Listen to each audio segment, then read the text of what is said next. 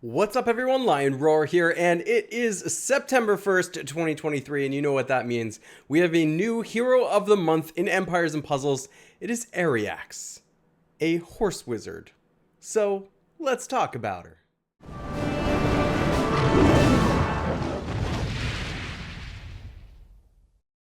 But first, download Bloodline Heroes of Lithus, a mobile RPG action fighting game where you can marry your champions to create new and unique hybrids. Use the link in the description to start with some free stuff, including gold and diamonds. See you hopefully soon. Alright, has Empires and Puzzles given up here? Because I count 1, 2, 3, 4, 5, 6, 7, 8, 9 deals on the front page, including this one on the left that's just kind of like hanging out in the middle of the castle map, blocking everything, and yet we get this art. Are you kidding me? I don't know. Maybe it's just not my style. You can let me know in the comments what you think about it. Maybe everybody else really appreciates it. I don't know, but I'm somebody who, as a player as well as a collector, I enjoy good art. So this is kind of disappointing because for so long, Empires and Puzzles has given us some pretty good art, but I feel like, I don't know, in the last few months, they've been starting to take some steps back, and this is a real far step back in my book. Anyway, but seriously, it's not all about the art. It's about how the hero performs. I can stomach bad art if the hero is good, so is this one good? We have a 5-star ice hero here of the wizard class. We have a passive resist special skill blocking. This character has innate resistance against status ailments that block special skills. That's really good against mindless attacks, so you can just play straight through that.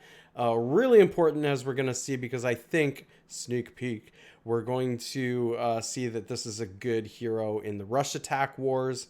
We also have this passive resist water damage. This character has innate resistance against water damage. That's kind of a niche one. We're probably not going to see that matter too much. I do have the max preview on, the max stats, because I always like to answer the question, if you put all the resources you have into this hero, is it worth it to do that? And as you can see here, if you do completely max it out, you get this regen. At the start of each battle, this hero regenerates 420 health over 6 turns. In battles with multiple waves, the effect is refreshed at the beginning of each wave. And that can be really valuable, actually. That's actually a really nice one. I do appreciate that being on here.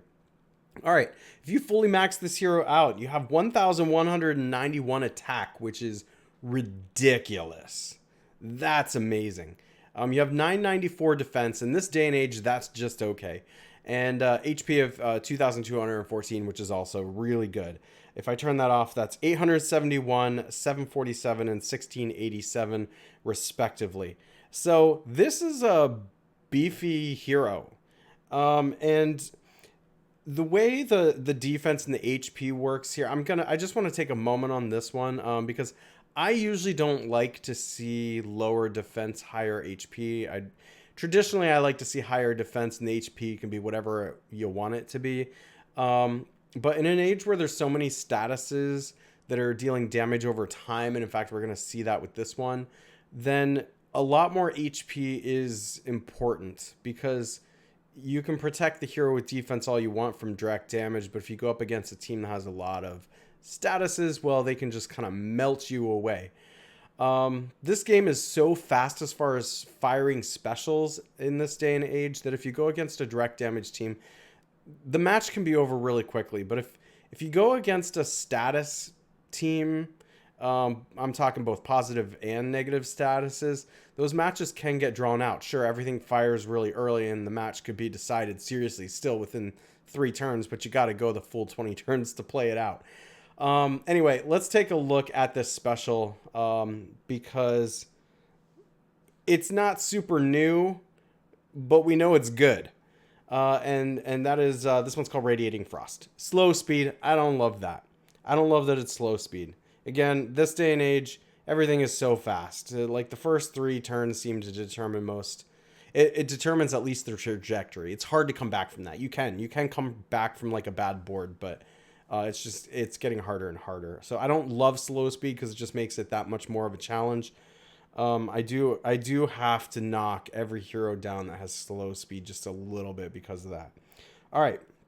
It deals 380% damage to the target. That's a lot of damage with an attack status high as it is. But it's not going to be good enough for just one. So the attack chains through all enemies who are adjacent to any hit enemy. We know that's going to deal a lot of damage. The target receives 512 frost damage over 2 turns. And that's a good amount of status damage over not that many turns. The less turns I see, the more I like that. So we're getting both the direct damage and we're getting the frost damage. And then finally, Elemental Link gives plus 10% mana generation for all ice allies for 4 turns. This effect can't be dispelled. Okay. The art is terrible. The special is uncreative because we've seen this before. But it's good.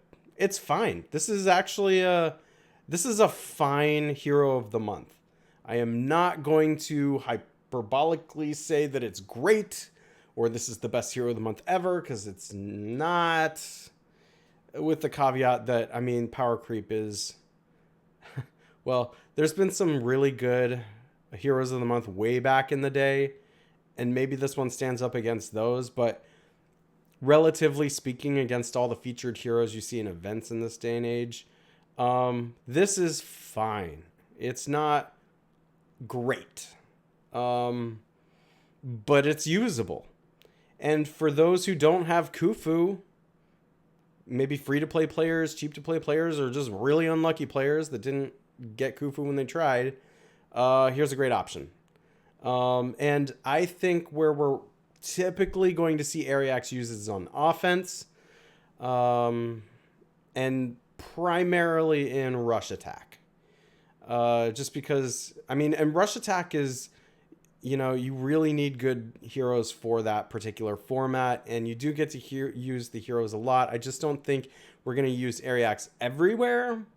So regular raid, maybe if you don't have one of the top 5 types of heroes in the game, this is a good option, right? And then, you know, certainly this isn't one that I would think you would necessarily use against the raid boss, or in, and actually I think tournaments, it kind of depends. So like in events and tournaments, you know, again, if you get very fast speed, this is amazing.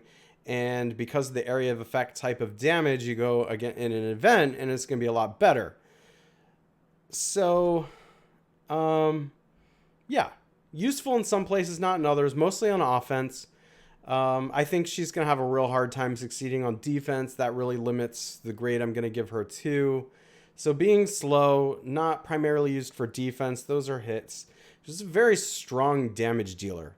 And, you know, I feel like Empires and Puzzles have been giving us crap heroes of the month for so long that it's a pleasant surprise to see a good one come along. So, okay, if you're a cheap-to-play player or free-to-play player and you've got tokens and you want to use them, especially as the seasonal event is going on, go for it. You get this one, you should level it up. This is going to be worth it. If you are a whale, a top-tier player, extremely competitive, you do not need to chase this. If you get it, great. If it fulfills a role for you, especially if you're looking to upgrade a rush attack team, great. But otherwise, I think that AREAX, for this reason, is going to be a B, which is probably one of the higher Hero of the Month grades I've given in a while. Just because they tend not to hold up against all the other crazy heroes they've been releasing.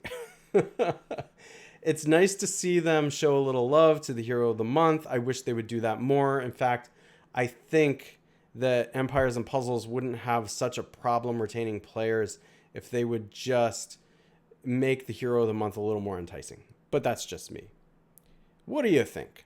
Let me know in the comments. If you enjoy videos like this, make sure to like, subscribe, and hit that bell notification, and I will catch you in the next one.